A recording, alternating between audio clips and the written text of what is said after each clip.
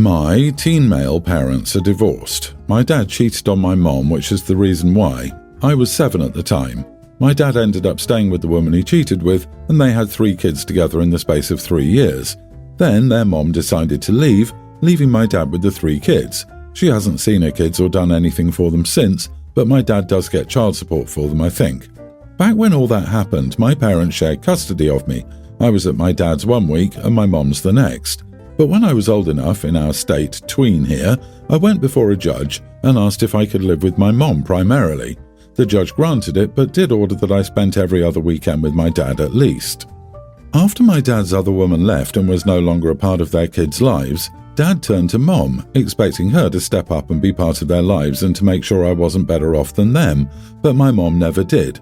Sometimes I would hear Dad saying she should have my half-siblings over so they could see me more or so I could bond better with them at her house because he knew I didn't see them as just siblings and he knew I didn't exactly love them.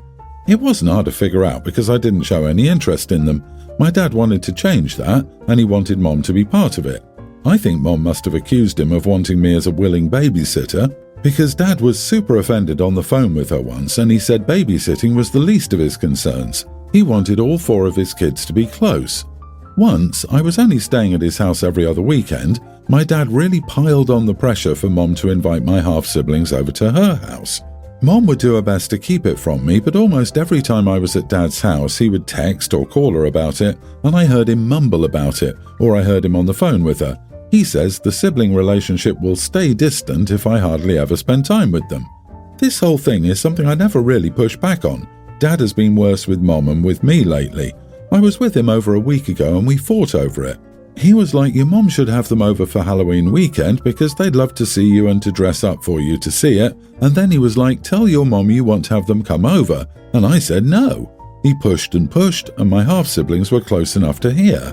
That's when I said I didn't want them to come over to Mom's. I never wanted them to come over. I told Dad I wouldn't care if I never saw them again. Dad yelled at me and then I yelled back. It was only after a few minutes we realized the kids heard because they started to cry. Dad told me I should be ashamed for saying what I did where they could hear. He texted me all through last week about it and told me he was ashamed of my behavior. Am I the idiot? Not the idiot. I've never understood this concept, where the cheating spouse leaves the marriage, has children with another person, and then expects the former spouse to embrace their children as though they were their own. What colour is the sky in their world? Your dad screwed around, literally, and found out. His children with his mistress are nothing to your mother. Your mother owes them not a minute of her day. Your dad doesn't get to dictate who your mother welcomes into her home either. Sadly, his kids are growing up without a mom, but instead of trying to fob off the work on your mom, maybe he needs to be a better dad and a better person. Just wanted to add that if Dad doesn't want his kids to hear, why did he start the conversation again where his kids could hear? His unrealistic expectations are making his kids feel rejected again and again. Dude, your dad should be the one that's ashamed. He's trying every trick in the book to get your mom to babysit his affair kids for him. Kids she has no relationship with. I won't discuss this any further. That's your mantra when he brings it up. If I were you, I'd probably stop going to Dad's house. That's what I think. I feel that partners who cheat, and probably have cheated before, have narcissistic tendencies. This guy doesn't want to take care of the children. He wants to sleep with different women to get his thrills. He doesn't want the responsibility or consequences of his actions. The best thing for him to do is to manipulate someone else into caring for them to get them off his plate. I, 35 male, work 11-hour days from 7 a.m. to 6 p.m. Monday to Friday. My work is exhausting and I'm typically constantly busy for those 11 hours, except for a half-hour lunch break. My wife, 33, is a stay-at-home mom who cares for our preschooler and toddler. Her routine is less hectic than mine. For the past 4 years, as soon as I got home around 6:30, I would immediately start helping with dinner. My wife and I eat a later dinner than our kids and helping take care of the kids. Once the kids were asleep, I had to work from home until I went to sleep. I was okay with this, even though I was exhausted because I understood that sacrifices had to be made. However, I am now completely burning out. I told my wife that I need an hour to myself when I get home from work to unwind, so I'm not in a permanent state of stress and exhaustion. I have zero free time on weekdays. I offered to allow her a break from 7:30 to 8:30, while I put the kids to bed, but she didn't like that idea since it would mean my only time with the kids was when I put them to bed, and then she would never be involved. I understand her perspective, but I also can't keep continuing like this. I need an hour off to do my own thing so I don't go crazy. My wife thinks that the most important thing is me spending some time with my children, not just putting them to sleep, and that we need to make sacrifices for the next few years until they become more independent. I still haven't budged from my request since I'm in a state of burnout. Am I the idiot? You work 11-hour days and work from home before you go to bed, so 12 to 14 hours daily? Why? What do you do? The problem is not your wife, it's your job.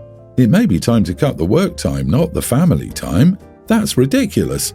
You are the idiot to yourself. Yeah, he better make enough money to pay for a helper for his wife. But that aside, how is he even spending time with his wife? Is that even a relationship?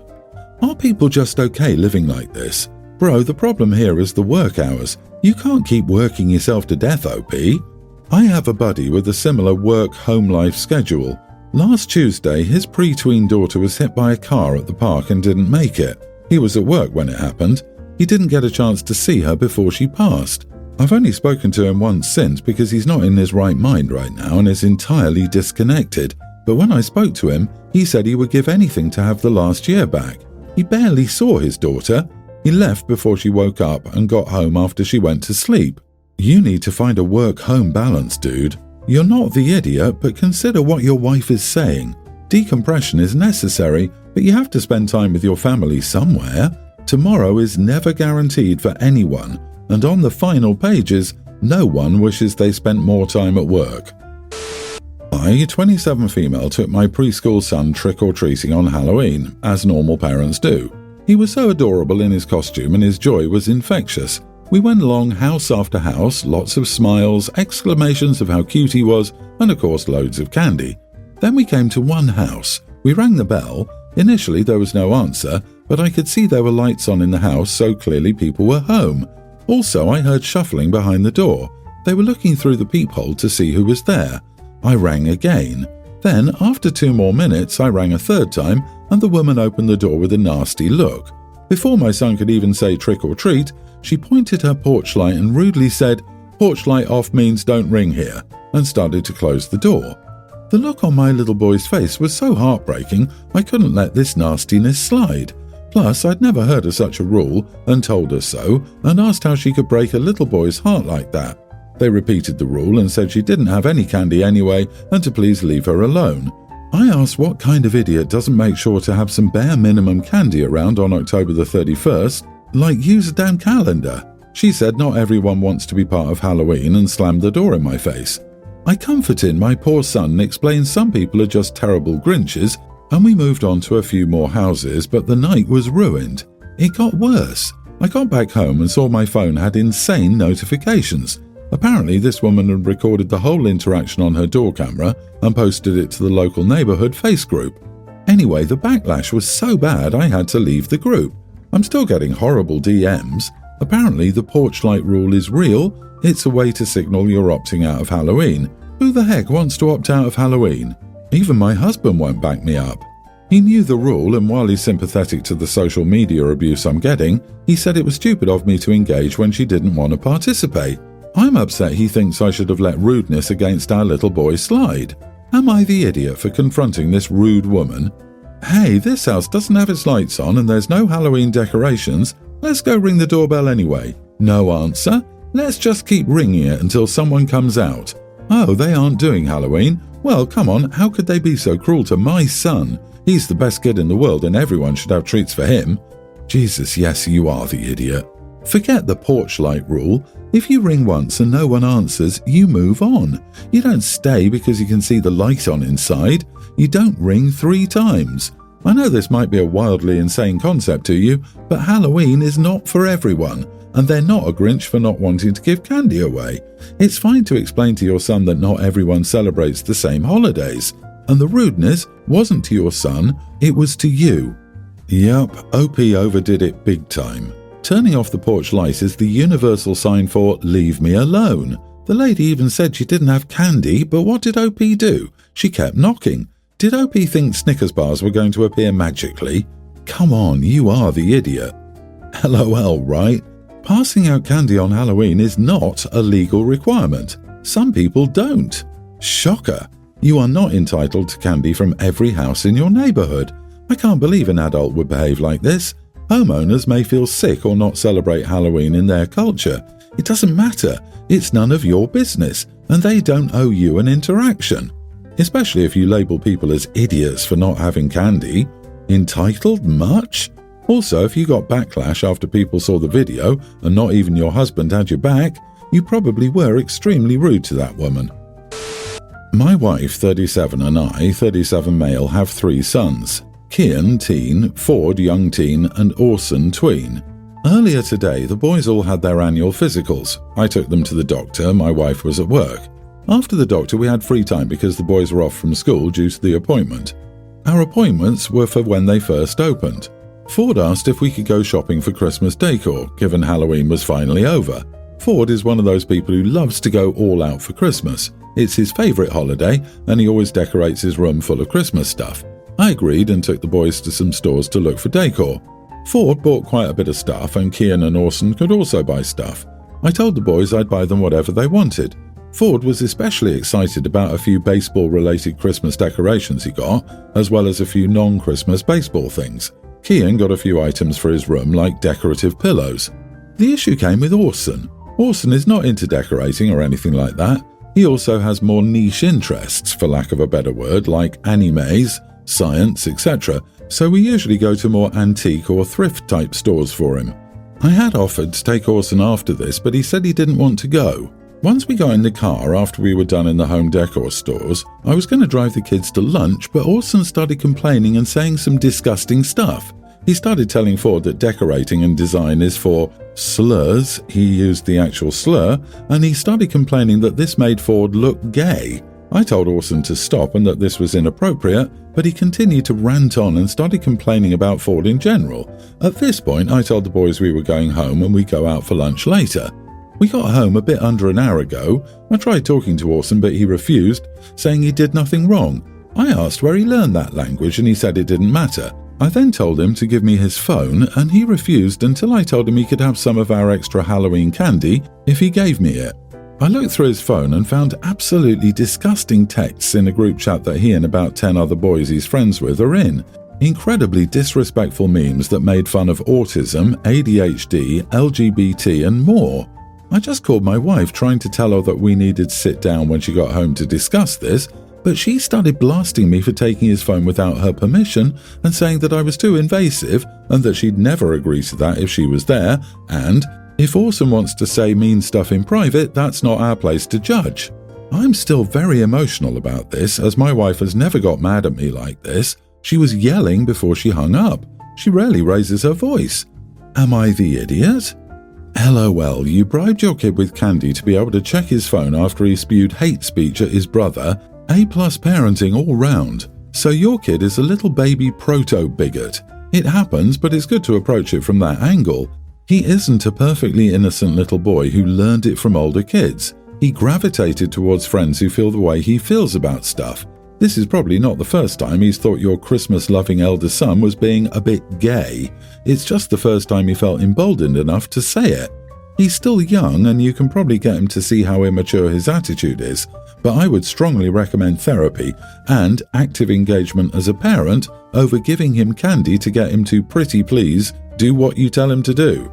Also, take a hard look at your wife here. Why is she coming at you for trying to figure out your kid's behavioural problems and not being mortified her kid is like this? Is it just that he's her baby boy, or is she just somewhat cool with bigots? You are not the idiot, but seriously, why are you rewarding his behaviour?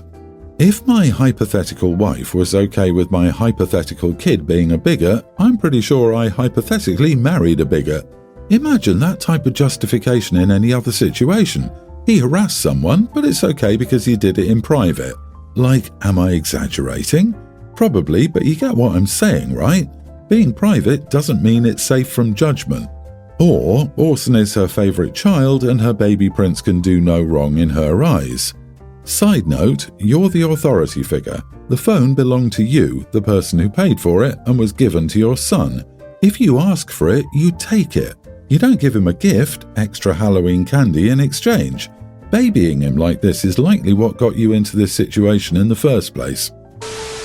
I, 26 female, am 7 months pregnant, and my sister wants to throw me a baby shower. My sister-in-law was pregnant at the same time, but she sadly lost her baby about a month ago and has been, understandingly, devastated since. My husband approached me last night and asked if I could let his sister organise the baby shower instead of mine, but I told him that it was too late as my sister had everything planned already. He then asked me if I could tell my sister to cancel everything so his sister could handle it. I told him again that that was impossible and that I doubted his sister would even want to organise somebody else's baby shower. He thinks that organising our baby shower will help his sister move forward and heal a little bit. I told him that as somebody who had had a loss, I would have hated to throw somebody's baby shower a month after it. He said my experience was not universal and then called me selfish. We had dinner with her recently, and when my mother-in-law brought up our pregnancy, she left the table. That's why he thinks that preparing our baby shower could help her, and it's why I think it'd be the opposite. I also don't want to bring it up with her because I don't know how she'll react, and I'm scared she'll think I'm throwing my pregnancy in her face. Not the idiot. Your husband hasn't confirmed whether his sister even wants to throw the baby shower. She can't handle hearing about the baby at dinner. Imagine planning a party all about someone else's baby when you don't have your own. It's like a constant reminder of what could have been. Second, I'm also amazed that he thinks he knows what's best for you and is unwilling to consider your thoughts about this. This reads like his crazy mother thought it would be a good idea. OP's husband's lips are moving, but mother-in-law's words are coming out. The road to the bad place is paved with good intentions. It's nice that your husband wants to help his sister cope with her loss, and if it were certain that organising the baby shower would help her, it would be worth the thought to change plans even at this point, but we don't know that, and neither does she, and neither their mother. Your sister-in-law should be allowed to grieve, not forced to get over it. In her place, I'd imagine planning a baby shower would be like forcing a red-hot poker into her chest, reminding her of the baby shower she won't be having. Please explain to your husband that sister-in-law needs his love and support, not being told, move on and get over it. He needs to back off.